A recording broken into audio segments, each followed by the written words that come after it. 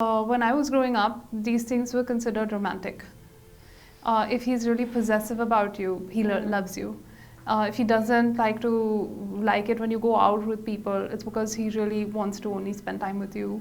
If he calls you every time you're out, it's because it's not controlling behavior. It's actually because he just really wants to take care. Exactly. He wants to know where you are, cares for you. There was just this thought in my head that if I marry him, I will either go completely insane, or I will kill myself. I knew that. Like, I actually remember calling up my closest friend on a PCO because I didn't want the number to be on my call list.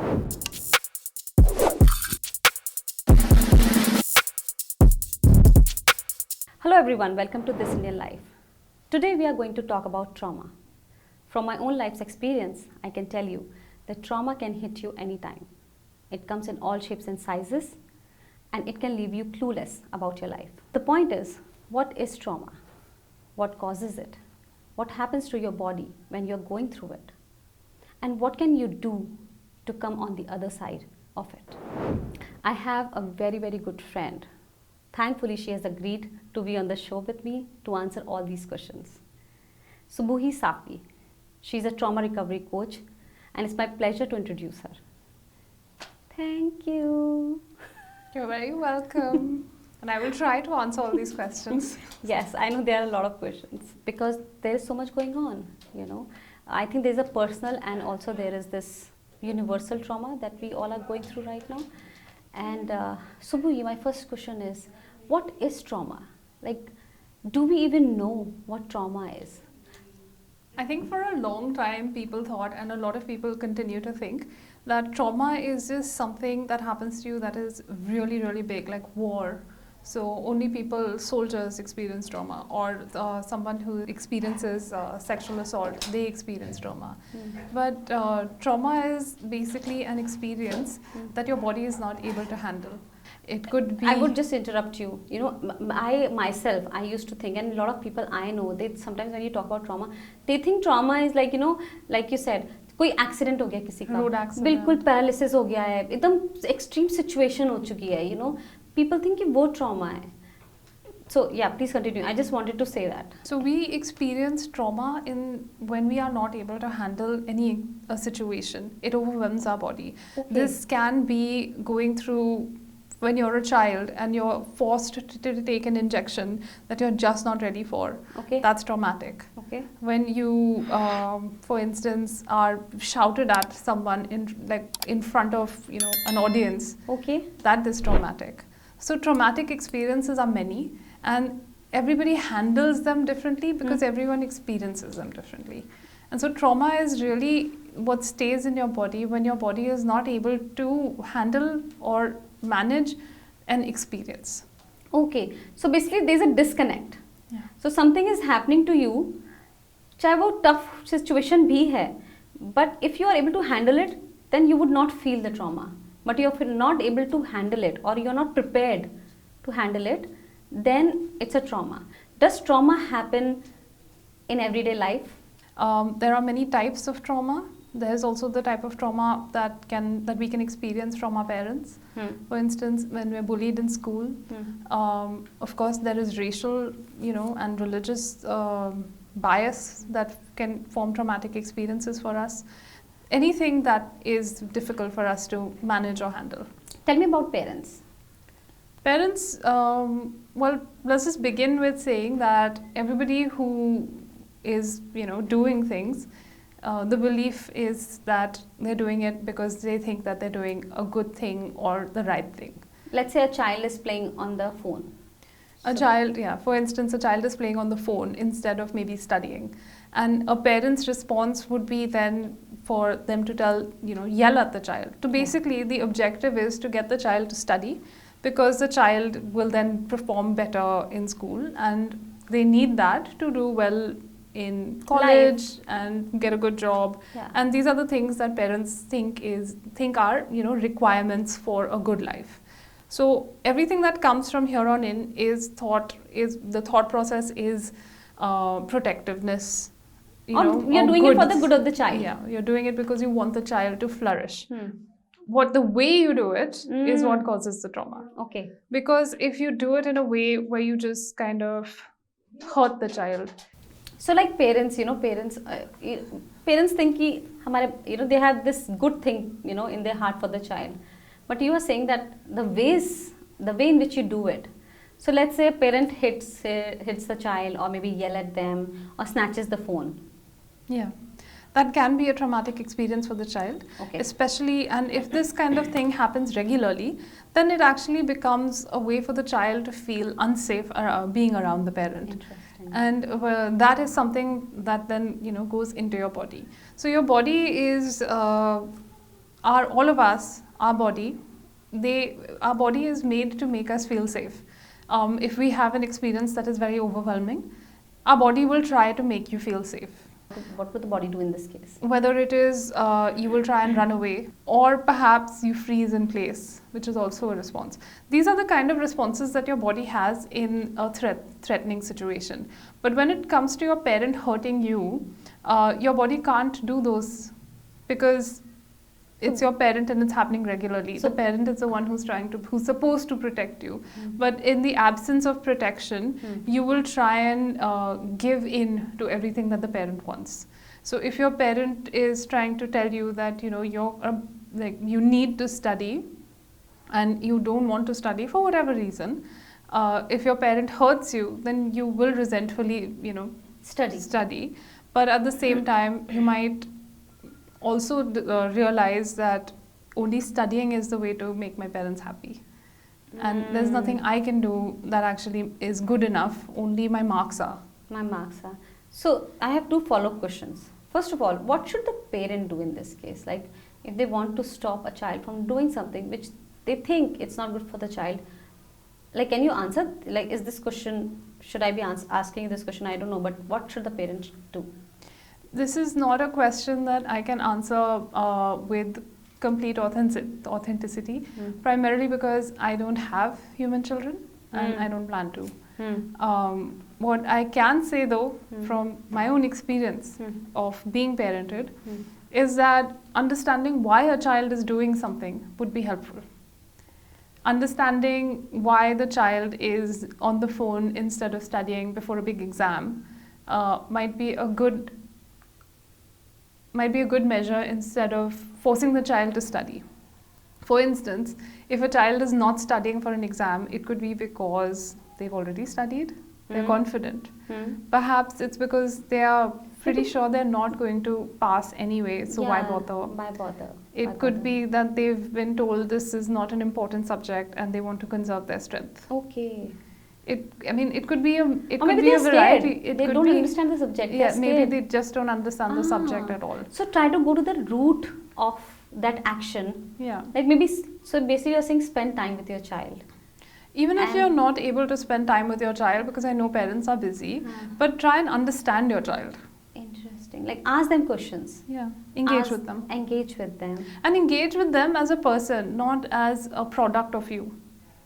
Because your children are individuals. But we always think of children as a parent's property, which they are not. They are individuals. The extension cord. Yes. The extension cord. Yes. Yes, exactly. Yeah. Okay. But they're individuals. Interesting. When it comes to the fight, flight and freeze response, one thing is that a child is giving in to the parents, demands. What would be the other ones? So this is like you will probably have, I don't know, if you've ever spoken to somebody with trauma or somebody who's had a traumatic experience, a lot of times you'll hear people say that I just kind of dissociated, or I left my body for a while. I wasn't even in my body. I don't remember. I don't actually have a memory of that time. And that is a way for your body to kind of make your mind and to make you feel better able to cope with that situation, because it's too overwhelming. It's too overwhelming. So you're taken out of that space for a while. Okay. And it's a very important response. There could be a time when you're younger. I don't know if you've ever seen a child that initially when they yelled at, they might start yelling back at their parents. Yes. And that is a very natural response because they think they're being wronged. But at the same time, the parents will see it as a tantrum or aggression or talking back or disrespect. Disrespect. Yeah. Interesting. Okay. And of course, the most natural response is if your parent tries to, hurt you, you will run away. Okay. Like Okay.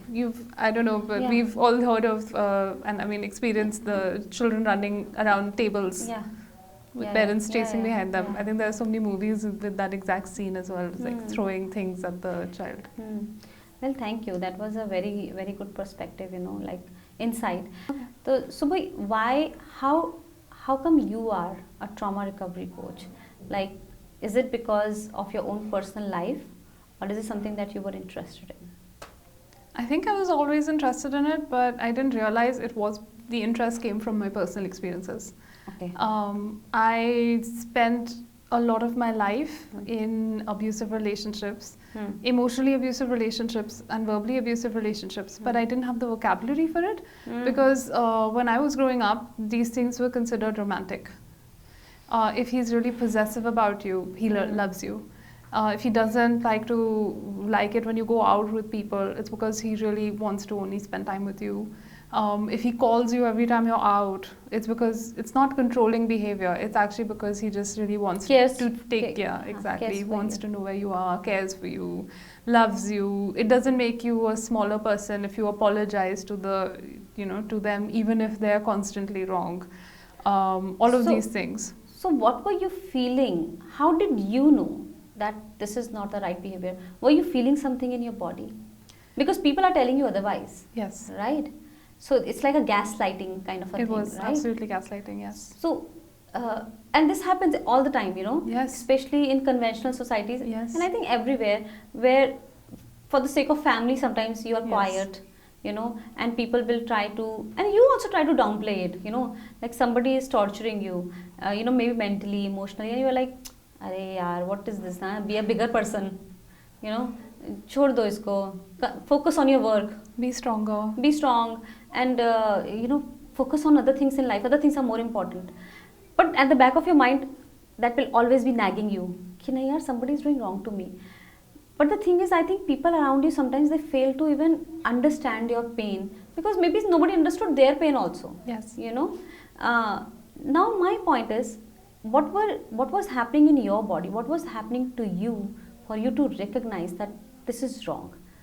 For my emotionally abusive relationship, it was something that I could talk to my friends about. I talked to them about it and I said, this is what he's doing and this is what he does. And what I heard back, like I said, was that listen, he loves you. It's all good. He loves you so much. And apologize, it's okay. And I knew that, I believed them initially because I was so young. I was only, 20? And without having that much perspective or experience on relationships. Yes. Also, all of these experiences are normalized, even romanticized in our society, in our films, within our cultures. So this was not something that I knew was wrong.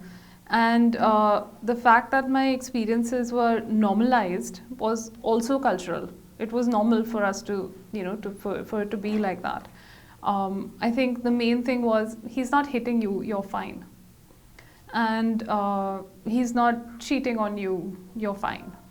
These were the two things that were red flags. Everything else was fine. So what were you feeling in your... And me, I just knew that this was not right.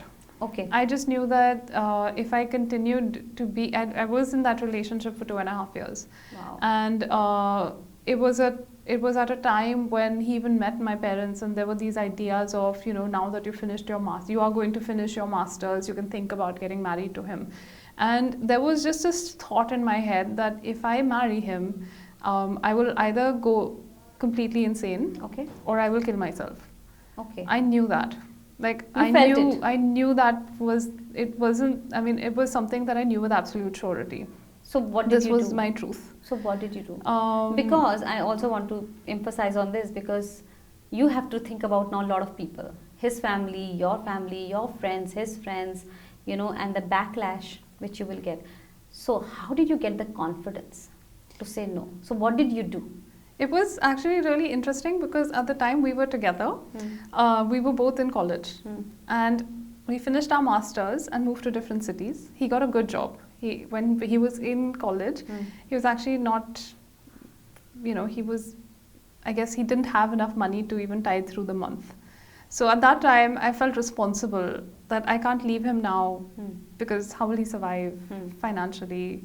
When he got a good job, moved to a different city, and was doing okay, that's when, and the fights continued.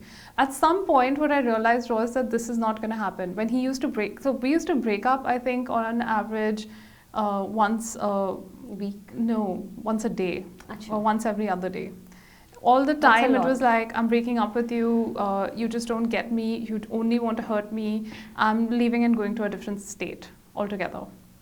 And that was the continuous conversation, and it was all my fault.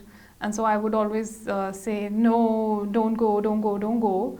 Eventually, after about 2.5, about like almost 2 years together, a little over 2 years together, it became okay, fine. How did you Break get the up with me. confidence? Break up with me, I'm okay with that. But it wasn't at a place where I would say, I am breaking up with you. It was putting the always, responsibility on yeah, him. it was always that you're breaking up with me, I'm not going to beg you to not do that.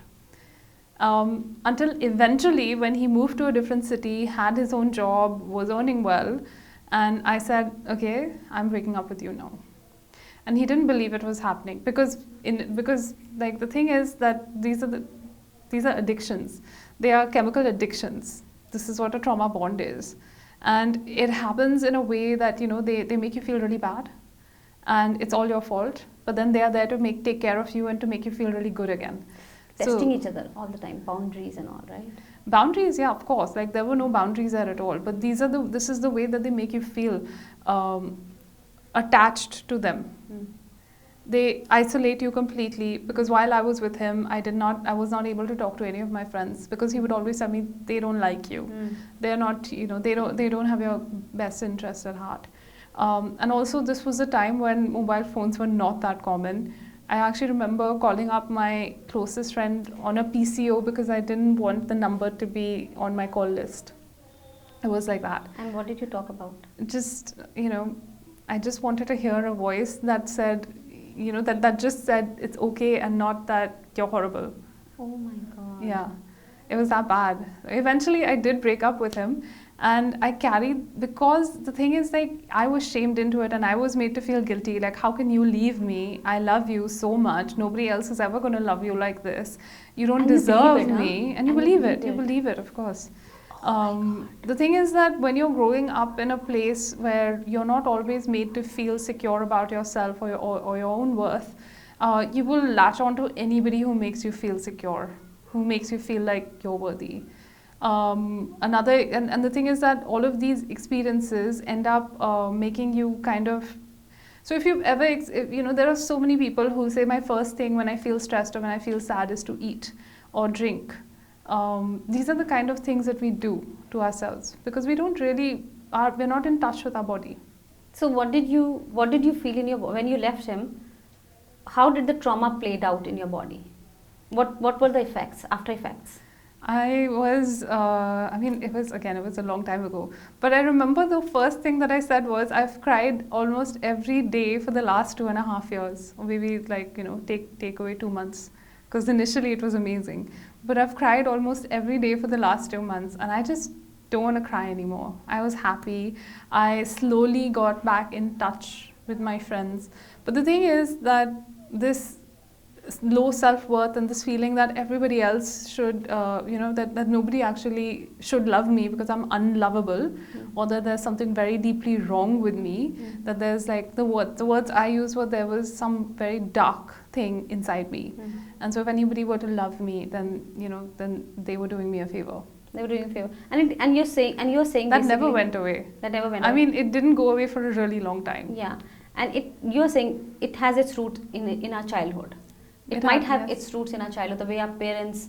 So I think it's very important for parents to let their kids take decisions, to fail in front of them, to not to try to be very strict. I mean, I'm just some of the things. These are my takeaways. Like, how can we stop this when we are kids?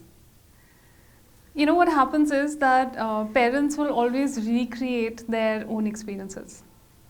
Or if they can't, because I don't know if you've ever heard this, but I mean, it's so common, right? You will eventually become your mother. Yes. So why is that? Because that's what you've seen growing up. whatever your reality is when you're growing up is what you think is normal.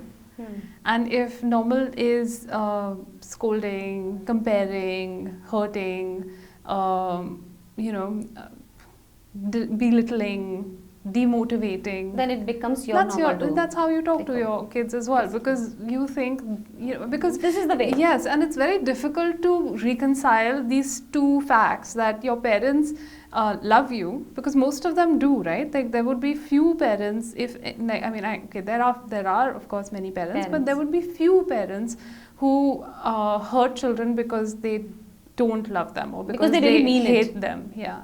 Most parents do it because they love them, they love their kids, and they want to make sure that their kids succeed in life. And the way they do it, Belittling their own kids. Yeah, actually the way they do it kind of ensures that their kids are kind of not going to succeed in every way. Interesting. Whether it is that they become such high achievers that they are not able to take breaks, or whether it is that they are completely unable to take care of themselves, or because they cannot form meaningful relationships with other people, or because they don't have a connection with their own bodies, or whatever it is. These are all the ways that your trauma plays out. Yeah, it plays out.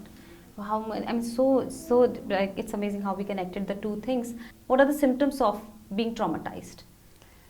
So trauma symptoms are many, and they show up in different ways, including physical illnesses and autoimmune diseases, including many cancers, including heart disease, breathing diseases. So basically, you're not taking care of your body because you're not connected to your body. Yes, and also because when you experience if you experience extreme stress, usually it'll come out in your body in some way or the other. Maybe you get acne, maybe you get gas or acidity, maybe you get heartburn. Yeah. Maybe and you feel really tired. Lethargy. Also, I think procrastination. Overeat. Yeah, and you can't get out of bed. You feel tired, you can't get out of bed. At what point people should be like, Papa, I need help? And my second question is, jana kiske paas hai? Like, where should I go? How? So there are different kinds of people, right? Different kind of professionals. Like psychiatrist is there, then there's a healer, there's a life coach, there are recovery coaches like you. So how would somebody recognize that who's the best person for me? First of all, why people don't want to recognize that they need help? Because we've all been taught that if you seek help, then there's something wrong with you. You're not enough. अपने आप ही करो सब कुछ. Yeah, be a man, or be strong. And why do you need somebody? Why do you need somebody? You can do it yourself. Yes, you can do it yourself. Or in Indian society, we have all our friends and neighbors and family members. Talk to them. But so a few questions that I ask them then is, the first one is, if I want an app coded, I'm not going to go and ask my gardener. Yes. The second thing I tell them is, when you're looking for help, you have to look for the kind of help that you need. So it's almost like an arranged marriage in modern terms, which is where you meet many people, and the one that really resonates with you is the one you should go with. Because there are going to be, especially when it comes to trauma, not everybody is trauma informed. Like, trauma can show up in your body in very strong ways. Yes. And for instance, if you've been if you've experienced sexual violence, then even doing something like a child's pose during yoga can be extremely triggering. Yes. And if you've experienced physical violence, then even someone saying that go and be the so for instance, physical activity is a very good thing for your body, and also for your mental health. Okay. So if someone is to say that go and do go participate in a kickboxing match, that can be extremely traumatizing, also like triggering. So the thing is that when it comes to help that you're seeking, look for somebody who you can work with, who gives you the kind of advice that you can actually disagree with if you need to. But how do you find that person? I think most important problem is, which I have seen around me, why people don't want to accept that there's a problem with them is because they can't find a person only, and nobody wants to accept that I'm not able to find the right coach or right psychiatrist. So if you have a problem with you within, like if you have something going on in your body, you know, because of some trauma, how, first of all, how do you recognize whom to approach? Like, should we go to a general practitioner first and that person kind of will help us? You know, I'm really asking you, The you know, basics. the basics. So कि अगर when- मुझे yeah. आज help चाहिए, honestly, you know, I approached my friend. He's a healer.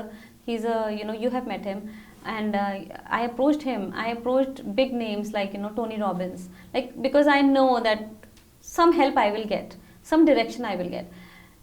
Now, you know, अगर आपको ये सब names नहीं पता हैं, आप कहाँ जाओगे, कहाँ एक normal इंसान मिडिल क्लास से, you know, trauma तो किस सबको होता है, right? अभी वो जाए कहाँ, कैसे डिसाइड करे कि मुझे किसको अप्रोच करना है? The first thing that I want to say is that just whether most people won't be aware that they've experienced trauma anyway, because trauma can happen with anything. Yeah. And a lot of us will downplay it because we feel like that makes us less strong or less, Yes. you know, less human, less normal, less whatever. It Right. becomes, you're not normal anymore. Right. So most people will downplay trauma anyway. So going to But seek help. but maybe somebody has passed that stage, and Yeah, that but- person accepted that I want to do something in life. To begin with, I would say that everybody should seek help. If you're at a place where you're not being able to do what you want to do, whether it is because you're procrastinating, whether it is because you feel like you're not able to, Procrastination.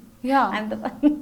Yeah. yeah, like procrastination is a big one, or because you feel like, you know, you're not able to do the things that you want to do, you're not achieving the things you want to achieve. The very first thing I will say is that be ready to take responsibility for what happens next. Something horrible happened to you, and that was not your fault, but it's happened. And what happens now is your responsibility. If you decide that you're going to heal and move forward, and that story is just a story that doesn't any longer define you, but you become a person with that as part of your, like a chapter maybe, or even just a page. So take responsibility and move forward. Now let's go back to our previous question. How to find the right person? I would always say that go through somebody who's recommended. Recommended. So Because- basically there is, I'm sorry, you know, I just want answer to this question. So basically there is no way, there is not, it is an unorganized sector, I would say. Like, you know, if I have any problem with diabetes or heart, I would go to a general practitioner first, and then he would recommend me, right? He will see all my tests, and then he would tell me that, you know, you should see a heart doctor, cardiologist, or you should see a dentist, you know, it's some problem here. In terms of mental health, is there a general practitioner in mental health? Somebody who can guide us, oh, you need this person. Yeah, I mean, so there are a lot of counselors that are available, and there are a lot of resources online also that can provide these things. If you just go and like Google or go to Practo or, you know, all those, pretty much anything that is a search engine or has a database, Okay. and put in like counselor or something, you will find a few. And then if you feel that this person is not able to meet my requirements, then you can ask them for someone who's For some more reference. suited for me, Okay. like for you, which Okay. means, so for instance, a lot of people who are, you know, in the queer community, they have specific, you know, they face prejudices that are different from someone who's heteronormative will face. And so for them, they might want someone who's more sympathetic or even empathetic to their needs.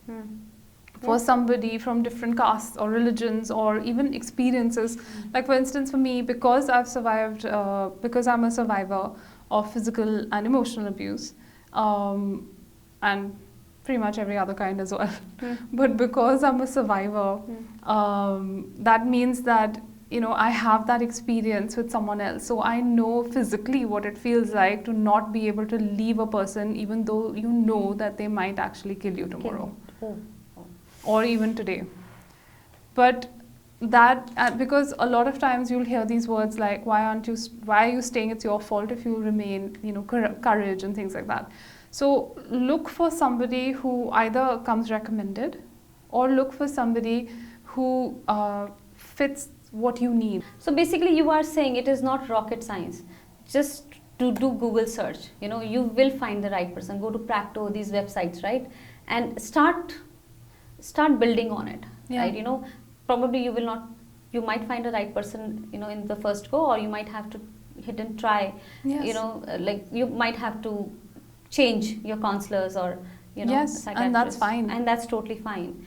Subuhi, what But the first thing I would say is that if you have friends that you trust or relatives that you trust to talk about your condition or your experiences with. Another question is the budget. What kind of cost are we looking at? And can we like bargain with the person that, sometimes somebody's quoting a price, you think that person is right for you and you're like, can we bring it down? Is it something flexible, the cost? I think that would depend from person to person who's providing the service, Yeah. because there's always going to be somebody or the other who disagrees with the cost. But what I would say is, and yes, mental health professionals do charge, and then like more. But then what I would say is that how much are you willing to spend on a nice holiday? And that's a one-time cost. But how much are you willing to then invest in your future? I am talking about those people, probably they don't even go and travel that much. Let's say their budget is really, really limited. It's not like that they can just, take a flight, go somewhere. I'm talking about somebody who's probably from a lower middle class or middle class, because that's a huge number in our country, right? Yeah. For that person, I'm not talking about the top 5%. No. People who don't have access, who don't have that kind of money. So I want to know, do we have non-profits? We have non-profits? There are many non-profits that provide free therapy for people without means to pay for it. Or perhaps what they do is they provide a very nominal charge. Charging is important because then people also take it seriously. So maybe they won't. There will be some who will give therapy for free. There will be some who will charge a smaller amount. And there are many also who will give one person free sessions for a Oh yes, there are lots of kind of people. I know people who give therapy for they do like 1 week or 1 month for just 1,000 rupees. I know, and they're very competent. But I also know people who charge you $100 or maybe $1,000 or $500 for maybe 2 sessions or 3 sessions. Yes. So I agree, all kinds of people are there. What I want to know is how can you have access to something which is more reasonable? Is there a way to it, or again it's a hit and trial? You go on Google and you go to maybe non-profits. So these non-profits, do they specify that they deal with mental health issues? There are a lot of non-profits. Now, there are 2 that I know of specifically. One is in Delhi called Sanjeevani because I've worked there. One is in Bangalore called Banjara because I studied there. But these 2 are, they provide free sessions. Okay. There are others like... I think and they're not overworked because they're free? Yeah, I mean, so the thing is that they have limited resources. So you might have a queue. You might be in a queue. But you might not be able to access it immediately. Can they redirect you to other places? When you do, does that happen? When you are able to get in touch with them, then yes, perhaps.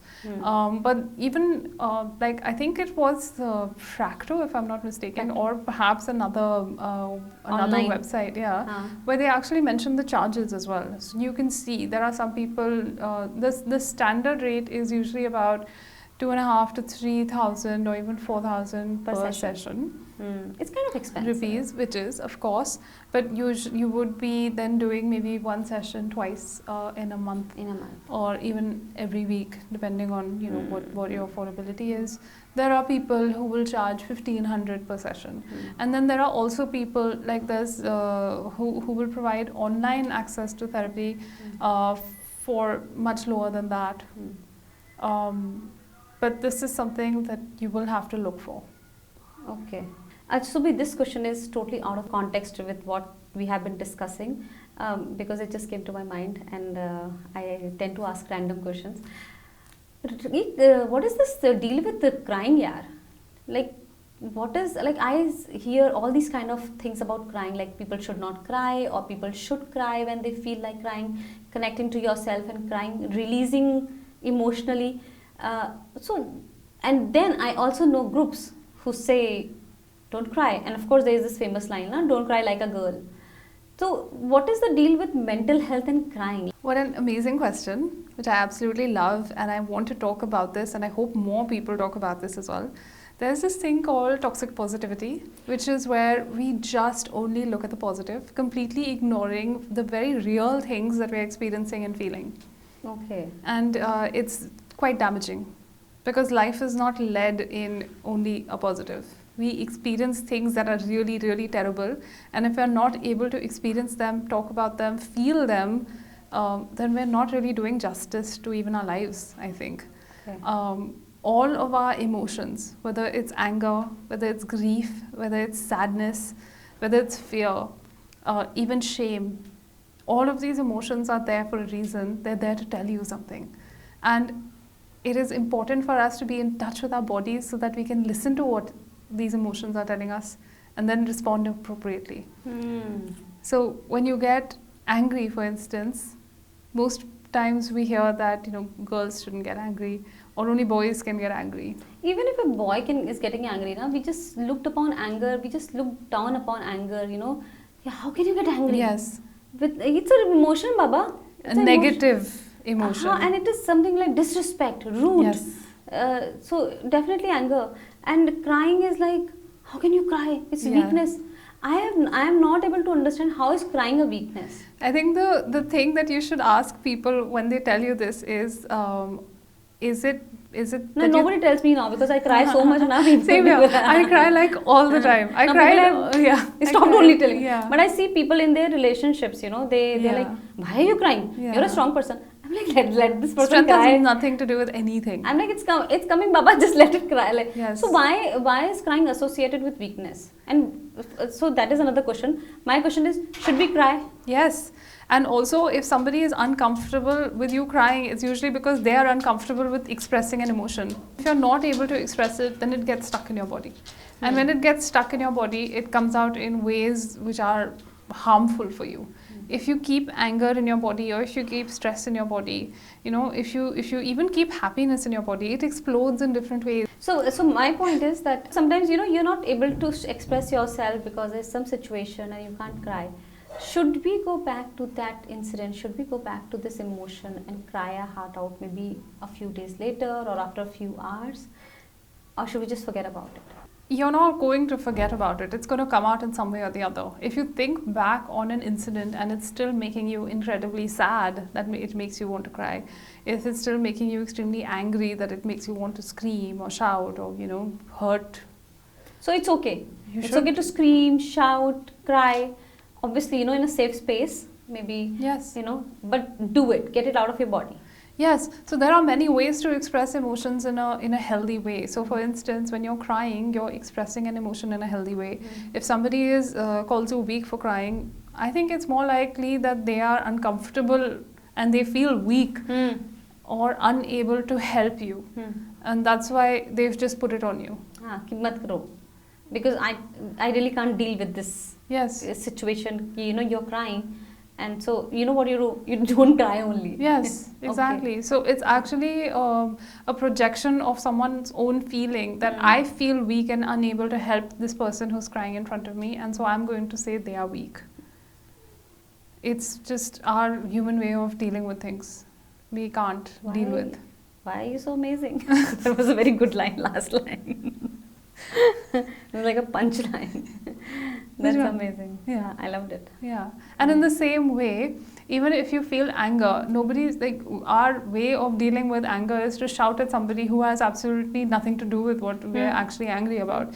So if we spend time and figure out what we're actually angry about, probably we're going to be able to express it in a different and healthy way. Interesting. And if you're not able to express it in a different and healthy way to that person directly, then you might be able to express it in a different and healthy way somewhere else, like for instance punching a pillow, kickboxing, or exercise, running. Even what I recommend to a lot of people is putting on a loud song and singing loudly along with it. Heavy metal, really good. Get it out. Good with it. Hip hop, Just get it out. Yeah. We are going to do some exercises also, later. Yes. Okay, great. So I have a question from somebody. The question is, how can we overcome trauma from abuse, shaming, and neglect caused by your own family member? Unfortunately, a lot of these things are caused by family members in one way or the other. And it's important to remember that this is not you. It has nothing to do with you. So, how do you deal with it? The first thing, what I would say, is to separate yourself from the shame, because it's not your shame. So, you tell yourself, it's not my fault. It's not your fault. Okay. If you were neglected, it's not because you should have been neglected. It's not because you're not worthy of attention. Or love. Or love. If you were shamed or abused, shamed for being a certain way, or for Or performing in a certain way, Yeah. or abused for Because you're a the kid. same. Yes. You cannot protect yourself. Also, as children, we usually just are who we are. We are not taught, we don't learn to hide who we are until, we grow up, and Yeah. we know that we have to protect ourselves, and that's why we need to hide who we really are. So, what do we tell ourselves every day? When you have to detach yourself, what do you tell yourself? I'm getting your secrets out. I can share my ritual with you, and this was actually very life-changing for me. What I do is, first of all, gratitude is a very essential practice, because what all of us do is, especially if you experience anxiety, low self-esteem, and anxiety, depression, low self-esteem, we tend to focus on the negative, especially about ourselves. Exactly. So first thing, gratitude about the things that have happened to you that you're grateful for. The second thing, and very important thing, start a victory journal. So things that you did well throughout your life. Start from as far back as you can remember, or even things that have been told to you, like you came first in lower KG, if there even such as, even Or if you were there is kind to such a somebody. thing. Yes, Yeah. whatever you can remember. The third thing that I do every day, and this is a very essential everyday practice, just stand in front of a mirror and look at yourself and appreciate yourself Body. and the things that you did that day. So Okay. actually look at yourself and say, like, you know what, I did a podcast today, I was worried about it, and I did a good job. Okay. So Or tough to say say that, yes. though, because you're always saying, you're bringing in negative things. Okay. Yes. So basically, try to focus on something good about yourself. No, not just that. Focus on the things you did well, and that includes things like, I did not want to get out of bed today, and I still did. Or I did not want to talk to that person, but I still did. Okay. Even the things that are difficult for you, which might be very easy for someone else, that's why they get normalized as easy. But that doesn't mean anything. If something is difficult for you It's and you difficult do for you. it, that means everything. Appreciate yourself Appreciate for that. yourself. And be kind to yourself. Just change that script. So when it comes to shame, shame is usually from someone else's shame. Shame is something that I think is inherited, and it's something that's passed down culturally and generationally. We keep getting shamed because For whatever people are reasons. shamed. Huh. Yeah, and there are so many things that we can be shamed for, including just like Yeah, that you were dancing like this in the party, or why are you or wearing our this, height, or a height, which has nothing to do with you. we can't do Yeah, anything yeah. about it. The way we look, the color of our skin, the religion we're born to, religion. our sexuality, Yes. our choice in partner, Yes. our ability to, anything. Maybe you're watching a movie when you should be doing laundry. Even Yes. that's when you're shamed. Yes. You're lazy Why don't you person. have a job? Huh. Why is it that you don't have children? Why are you putting on weight? Why are you putting on weight? I Why have- can't you put on makeup? Hmm. Why can't you smile more? I mean, you can be shamed for anything. So basically, it's about Someone else. connecting, definitely that, and also connecting with yourself every day and Yes. telling yourself this story, which is a positive story about yourself So it's a everyday work. It is I every think day. so, And, you know. and the thing to remember is that you're worth it. But also, it's not like I go to the gym today, I do, 1 hour of exercise and never need to go to the gym again. Everything is a practice, and everything requires commitment. And it's very important that you realize that you need to give that commitment, love, and patience to yourself. To yourself. Be kind to yourself. Even if you do something horrible that you think is very, very bad, even if you do something that you would think of yourself as being a bad person, or even if you do something that you would think is very shameful, be kind to yourself, understand that you did it because of some reason, and accept that. If I were to come and tell you that, I kind of said this wrong thing at a party, how would you say, what would you say to me? So to you, Subuhi, I'm sorry, Baba. I said that in the party, and No, if I'm to come and tell you, like, I did something bad, I was mean to this person. You were mean to somebody else. I was mean to and someone you're telling else. me, Yeah. and then I will just say it's okay, man. Yeah. Just leave it. Yeah. Because I love you, right? Yes. So Whereas I would tell myself, what a horrible person you are, what a horrible thing to do, why did you say that? No, because You I should don't want you never to have feel said that way. Yes. I will say it's okay, na. I mean, or I will just tell you that just go and say sorry to that person. Yes. It will make you feel better. Basically, my intention would be that you feel better as soon as possible. Yes. Now, another thing is, like, if we were to go to a restaurant and the server would be really rude to us, shout at us, and just, like, fling our food at us and, just abuse us, are we likely to, first of all, continue to stay in that restaurant or even go back there? No. Unlikely. Yes. But we create that space in our heads repeatedly, every day, all the time. We're And so we keep mean to going back ourselves. to Yes. okay to that environment. So change that. So one question about the experts is what to expect when you go to an expert, when you go to a counselor, psychiatrist, healer, or coach like you. What to expect? Like, what can I expect? कितने दिन लगेंगे? How much time will it take? And what changes can I expect in myself? Yeah. I know every person is different. Yes. But on an average, And also every therapy is different. And every therapy is different. But what is it that a person should be looking for? 6 months down the line or 3 months down the line, this should be my growth.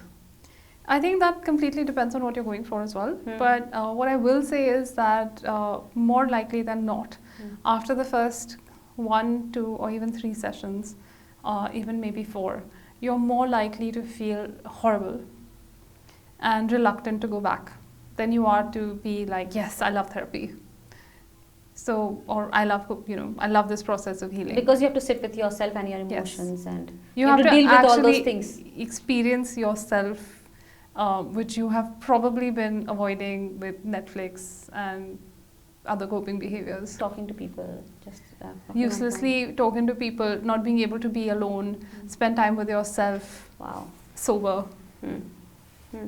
And like, when I say spend time with yourself, I don't mean spending a day alone watching TV or whatever, but actually sit with yourself without any distractions and talk to yourself and listen to yourself.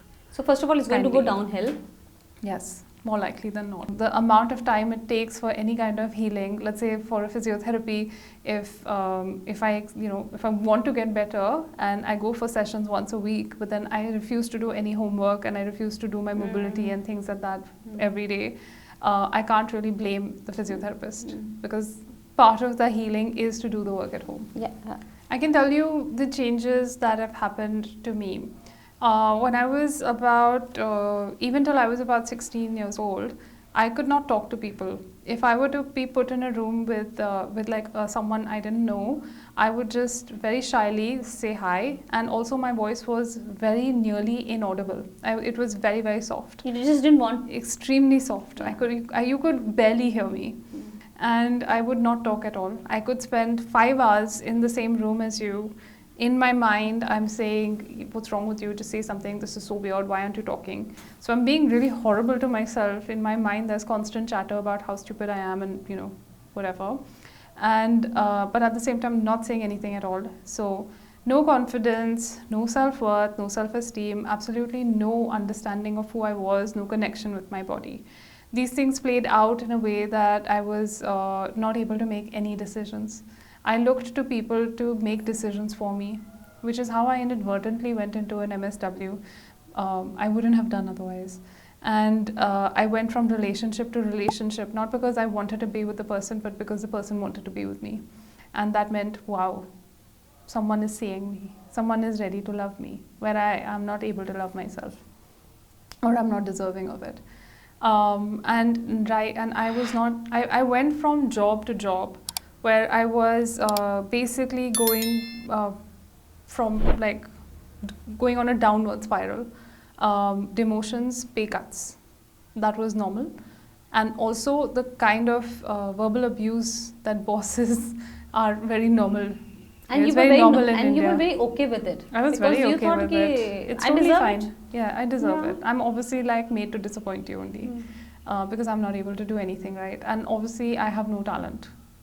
Also, I was Now, would so you- afraid to do. I was so afraid to do anything because I was so terrified that if I did something badly or if I failed at something, that meant that I was really unworthy. And I mean, ever since I was I don't know, a teenager, I've always loved writing. And ever since I was a very small child, I've always loved reading. And writing has been something that has been very close to me and very closely attached to my identity even. And there was actually this point of time when I wanted to write a book. And throughout my like 30s, I think, I've started, and I'm in the middle of, I think, at least 5 books, of which I've written between 5 to even 20,000 pages of each Wow. book.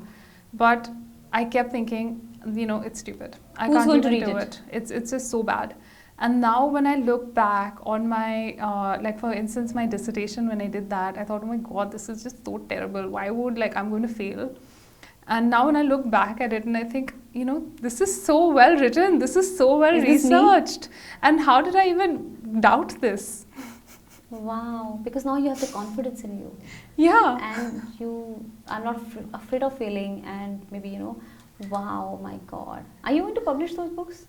I mean, I don't think so, because I'd have to go back and write all of them. But possibly I'll start something At least new. one book you're going to publish.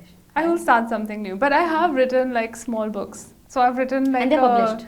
Yeah, I mean self-published, I guess, in a sense. I've written this trauma recovery book that's available on my website. Okay. It's got a bunch of exercises and things. Okay, it's free? It's free. If you go to my website, there'll be a pop-up and you can download it. Okay, so we'll put that link, So another question is, how can people recover with or without trauma coach? Because like I said, not everybody has access to it. Like, what can people do themselves just in case they don't have access to a coach, because maybe they are too busy, maybe they don't have money, maybe they're not, could be any number of reasons. Is there anything that people can start with or do something? There are so many things that you can do with yourself. There are so many things that you can do by yourself and for yourself as well. For a start, write down what triggers you have. When it comes to trauma, a lot of things are, triggering for us. So if you can write down what those triggers are, that's the first step. Usually what is triggering you is a thing that you need to work on. So that's a start. Now, when you have trauma responses, you need to be able to work through them. So for instance, my trauma response used to always be flight. I can't physically go anywhere, but I used to, use substances. So I would drink a lot just to go into these days where I don't have to think about anything. I mean, alcohol used to be my way of feeling confident to be myself. For me, it was that when I drink alcohol, I can actually be myself, because I couldn't be myself otherwise. When I drank, I could do things that most people take for granted. For instance, being able to speak my mind. So you would drink? I would drink. That was my response. Or because I felt like hollow in my stomach, I would eat just to fill that space. These are just things that we do. So you would not enjoy eating, but you would just fill a space? No, my stomach would hurt. Like, I'm so full, my stomach is hurting, but I can't stop. These were your responses, the trigger responses, right? These are coping mechanisms that we all have. But then what is it that's actually triggering this coping mechanism is what you need to figure out. You didn't want to talk about that, or didn't want to feel that, right? Yeah. Like, because it's too hurting. Okay. Like, I know now that for the alcohol would almost always be brought on because there was something that I wanted to say I wasn't able to say, or there was something that I wanted to do that I wasn't able to do. And so it was like, blame it on the alcohol. And I can't judge myself because I'm too drunk. Subuhi, what a great interview. Really. These are the things, these are like everyday things, which we do and we don't realize, like, Yeah. that why are we doing this? Wow, I have so much respect for you that this is such a personal thing that you are sharing. Okay, so I want to put this on the record here, Hmm. but for us, I a don't- lot of the things that we do Sorry. are like secrecy and shame related. But like I said, they're not our secrets and they're not our shame. Who you are, what you've experienced, it's just part of your story. And the more you talk about it, the more people will be able to relate to it. And maybe the more normalized it becomes. What I've experienced is horrible. But there are also many other people who are experiencing it. And when I finished my, when I was in my emotionally abusive relationships, like I said, I spoke to my friends about it. When I was in my physically abusive relationship, I spoke to nobody about it. I did not tell anybody. Even friends that had experienced similar things, which I knew of, I would not even talk to them about it. It was an Too much shame. extremely isolating experience, and the shame came from two places. First of all, because I was being hit because I was doing something that deserved hitting. And That I think one deserved more that thing, that I violence. was not able to do anything about it. So that is No, also shame, I right? kept taking it. And the second thing was that how, as a feminist, am I accepting this? Accepting this. How, as a feminist, am I not being able to stand up for myself or leave? But in fact, I couldn't leave because the same thing was true. If somebody is loving me and they're hurting me, it's just love. And that's okay. And so when I started talking about it, a lot of people came to me and started talking about their own experiences too, because it's so isolating. People, okay, that's what being vulnerable is. Yes. Is okay. Because we are never that. We are never that, right? Like if you're vulnerable and you're opening yourself up to your mistakes, you're saying, I made this. This happened to me. This is a mistake I made. I could have done something differently. It's tough to do Yeah, that, because it's so. How can but you it's do amazing. that? It's an amazing experience to just be like vulnerable. And this is something that I've been able to do now because I've learned self-compassion. Before, I couldn't do it because I was so horrible to myself. I was so extremely critical to myself, of myself all the time, that I couldn't do it was crippling. It was like crippling anxiety. I couldn't do anything. How do you feel now? Amazing. What is Subuhi now? I mean, I actually told somebody this, like I said, how, as like, this feels like a superpower. Waking up in the morning and looking forward to the day feels like you've been given, some kind of boon. Because I would wake up in the morning and just wait for the day to be over. I would just be like, this day needs to end. And through the day, I would just, find ways to cope. By either it was smoking, overeating, losing myself in things. What are the little things you enjoy now? I actually love exercising. I love spending time with my dogs. I love meditating. And I love spending time with myself. Like I like journaling even, which I couldn't do earlier because I couldn't do a lot of spending time with myself quietly because it just meant that I had to be with myself. I had to like face myself and I couldn't do that. But now I love it. I also love speaking up about things, which I could never do. I never felt like if something is angering me or upsetting me, I could speak about it. So it gives me a feeling of power. Being able to do things. Like just the other day, I went and spoke in front of about 200 people. Wow. Yeah. And Somebody I started out in the living room. I couldn't even speak to one person. So it was amazing. Wow. And yeah, so that's me now, and it's all just down to choosing myself. Taking responsibility for myself and choosing myself. Wow.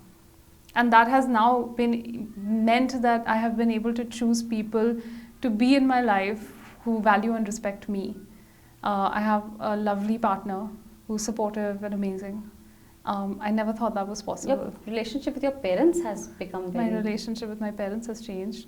And the way that I really know I've made a big, change within myself. I came in your life. Yes.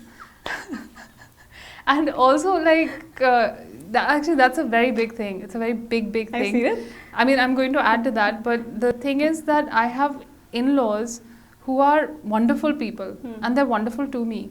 I've always heard stories of terrible in-laws, but I have wonderful people in my life all around, and I really appreciate and enjoy spending time with them. And my friendships. which, like, it is so important to have a community. It is so important to have people in your life that you can actually share your life with at the moment that you're living it. For instance, I know that I'm not going to be able to talk about really frivolous things,